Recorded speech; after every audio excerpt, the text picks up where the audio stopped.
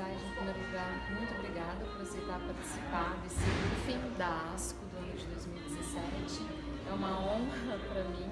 O senhor é médico do meu pai já há 6 anos e tenho certeza que sem a sua participação isso não teria sido possível. Eu agradeço o convite e é uma honra muito grande cuidar do seu pai, como você sabe. Então, ASCO, toda vez que eu saio da ASCO, eu dou aquela exprimida geral na ASCO, o que é que eu vou levar dessa ASCO? Porque são dias preciosos que a gente sai do Brasil, fica longe da família. E eu acho que vale a pena a gente dar uma repassada geral. Vamos começar de cima para baixo, para não esquecer nada. Se eu esquecer alguma coisa, lembre. Cérebro, eu não ouvi nada de tumor cerebral que eu falei isso muda alguma coisa. A imunoterapia está sendo estudada, ótimo, mas nada ainda que muda. Cabeça e pescoço também, não ouvi falar de nada, mas não é minha área de grande profundidade. Pulmão já tem um pouquinho mais de coisa.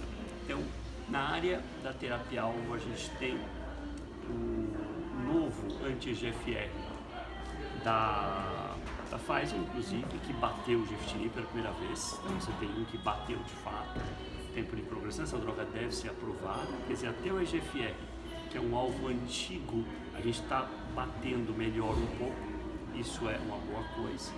Nós temos os dados do alectinib, que bateu o crizotinib.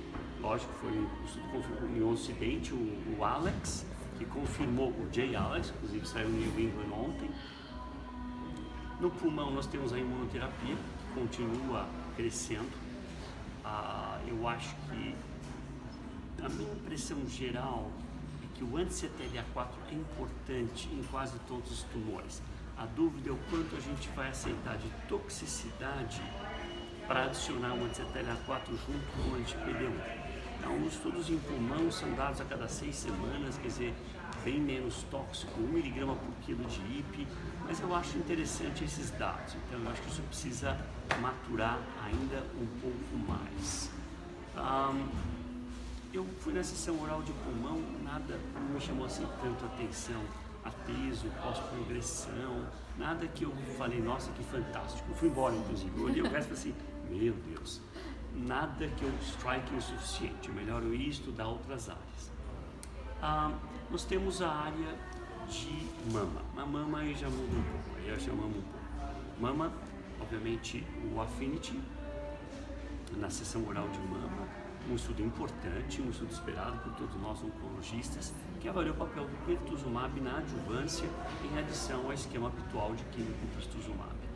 Embora o hazard ratio no global não fosse tão bom, foi 0,81, se você pega, por exemplo, paciente com receptor neural negativo, que é o grupo que mais responde ao bloqueio anti-HER2, já foi para 0,77, por exemplo.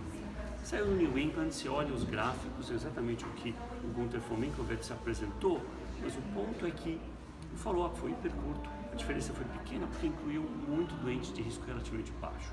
Tinha 30% de doentes que, a meu ver, eles chamaram de alto risco, mas HER2 positivo, quase tudo não é tão alto risco. Então, hoje, se aprovar, e eu acho que vai aprovar, porque ele confirmou dados do Neosphere, quer dizer, PCR é aumentada, esse aumento se traduz em aumento do nível global, eu acho que vai ser restrito em pacientes de risco mais elevado mesmo. Então, se aprovar, provavelmente eu acredito que vai ser doentes semelhantes ao que o pertuzumab foi aprovado na NEL, isto é, tumor mais de 2 centímetros ou linfonodo positivo. Eu acho que esse grupo claramente se beneficia. Então, vamos admitir um hazard ratio de 0,8, mais ou menos 20% de redução de risco. Se alguém tiver 50% de risco de morte, eu subo 10% absoluto. 10 não é um número pequeno. Não, se eu pegar o que a maioria dos pacientes tiveram lá, da ordem de 10%, vai subir 2 mesmo. Então, sobe um pouco. Então, eu diria, na adjuvância, o Affinity é uma importante contribuição. O Short HER foi uma tentativa de 9 semanas de trastuzumab. Infelizmente, ele não conseguiu mostrar não inferioridade. Então, parece o FARI, um estudo francês, que, de novo, não conseguiu ainda desbancar um ano de trastuzumab. É uma pena no estudo, continua sendo padrão, infelizmente, porque a gente adoraria que tivesse toxicidade e custo. Então, e não conseguimos obter isso. E falar em custo, trastuzumab similares, biosimilares estão bastante bons. Os PCRs foram idênticos ao trastuzumab e eles vêm para ficar, graças a Deus. Isso vai baixar o preço, vai permitir um maior acesso às medicações.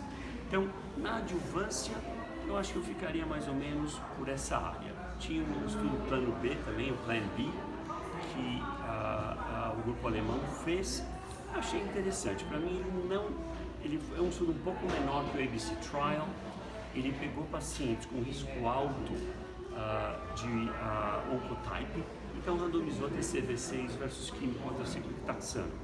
Foi semelhante ao estudo deles. Só que o ponto é que, quando você pega o ABC Trial, que é bem maior, ele mostra um pouco de ganho em alto risco, receptor hormonal positivo. Baixo risco não mostra diferença. E a gente não forçaria a ciclotaxano num baixo risco, receptor hormonal positivo. Mas se você pegar um paciente de alto risco, linfonodo positivo, etc., eu acho que ainda é. Então, o estudo quer sugerir que sim, mas ele não é tão grande a ponto de permitir tirar isso. Mostrou que pacientes com o type baixo de 11, foram bem, mas eu olharia com um pouco de cautela, porque em San Antonio, a análise do Transact não mostrou um type muito bom para linfonodo positivo. O Prosigna e o BCI, o Breast Cancer Index, foram bem melhores nesse grupo. Então, eu ainda não aceito com tanto conforto assim. Então, isso para mim é adjuvância. A doença metastática, como sessão plenária, olaparib ou Olimpiad. Olaparib é um estudo importante, pegou pacientes somente com BRCA mutado, BRCA1, BRCA2, que malograram 2 ou mais linhas de quimioterapia, randomizados à escolha do médico versus olaparib. E teve um claro aumento no tempo livre de progressão. Eu acredito que vai aprovar para mama baseado no Olimpiad.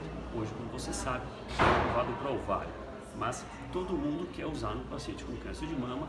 Eu acho que os Estados Unidos vai aprovar e o Brasil vai na sequência também. Então, seria mais uma opção. Vale ressaltar que o olaparib não é uma droga sem efeito colateral. Náusea é muito comum. Inclusive, nesse estudo, eles não usaram a dose de 400 mg 2 vezes ao dia, que é a dose do ovário, usaram 300. Então, a minha experiência com o olaparib, eu tive que reduzir dose por náusea em quase todos os pacientes. Então, não é uma droga tão banal. A gente quer ficar longe de químio, mas não tem nada mais químio-like do que náusea. Então, eu acho que tem que tomar um pouquinho de cuidado aqui. Pensando na doença metastática, tem os apontamentos. Pembro mostrou 5% de resposta em um estudo grande, triplo negativo, tristeza pura. Certamente mama PDL não é a via mais importante, tem outros milhões de mecanismos que a gente precisa avaliar, urgentemente avaliar. Os CDK4/6 inhibitors foram avaliados também, todos são muito semelhantes. Palbo deve aprovar no Brasil esse ano, graças a Deus. Mas nós temos ribociclib e temodemaciclib, todos com resultados muito semelhantes. Todos aumentam o tempo livre de progressão, da ordem de 0,5 hazard ratio, produzem efeitos colaterais semelhantes, um pouco de neutropenia, mas que em geral não é clinicamente relevante. Então, a gente tem experiência já razoável com palbo e a gente acha que essas drogas vieram para ficar e ajudar no manejo da doença metastática. Não sei se eu estou esquecendo alguma coisa mais no metastático. Lembra de alguma coisa mais assim? Não. Em termos de estômago, eu acho que o FLOT falou isso. Eu fiquei tão feliz porque no MOC está escrito favorecido. Agora, não é só agora eu vou tirar os outros. Eu, quando não tinha o fase 3 ainda, o estudo alemão, como você sabe, já tinha sido publicado no ano passado e mostrado o aumento de PCR rate, 16 versus 6, e a nosso ver, esse era o melhor esquema, pelo menos baseado em PCR rate. E agora, esse PCR rate se traduziu em aumento de sobrevida global, então para nós, FLOT é o melhor esquema de neoadjuvância para câncer gástrico e o MOC vai ser mudado isso com rapidez mesmo. Delgado, não me lembro de ter visto nada. Collor teve essa bruta discussão da meta-análise sessão plenária, não sei se merecia a sessão plenária. A doutora Xi, da Mayo, obviamente com grande input do Axel Groff, sugere que talvez 3 meses em baixo risco seja tão bom quanto, mas não ficou tão claro isso.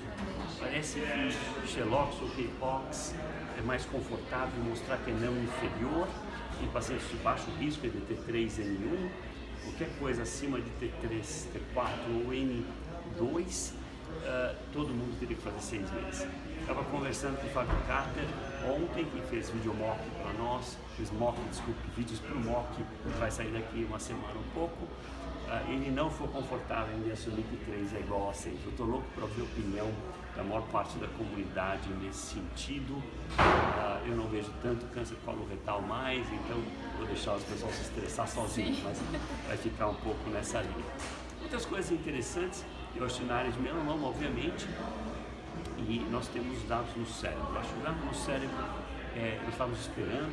Como você sabe, o doente cerebral é muito comum, atinge quase 70 e poucos % em autópsias, então o cérebro tem que sempre ser monitorado. Tanto terapia-alvo da Brafenib contra a Nitinib, fizeram respostas da ordem de 50% no cérebro, ela não dura tanto, quanto que a durabilidade da Brafenib e Tramitinib, doença sistêmica, é da ordem de 10 a 12 meses. Quando chega no cérebro, a mediana é da ordem de 6, então cai mesmo pela metade. A resposta é igual, mas não dura tanto. E eu tenho visto isso na prática, o doente continua controlado no corpo, escapa no cérebro. Controlado no corpo, escapa no cérebro. Grande dado, muito esperado, era o IP3 nível 1, fase 2 grande, com mais ou menos 50% de resposta objetiva no sistema nervoso central. Eu fiquei muito contente, a gente tem brigado por isso, temos usado, temos visto isso, inclusive em câncer de pulmão, então a gente tem utilizado essa estratégia para tratar. Esses foram os primeiros grandes prospectivos. Havia prospectivo pequeno de Yale com 18 doentes em melanoma e 18 em pulmão.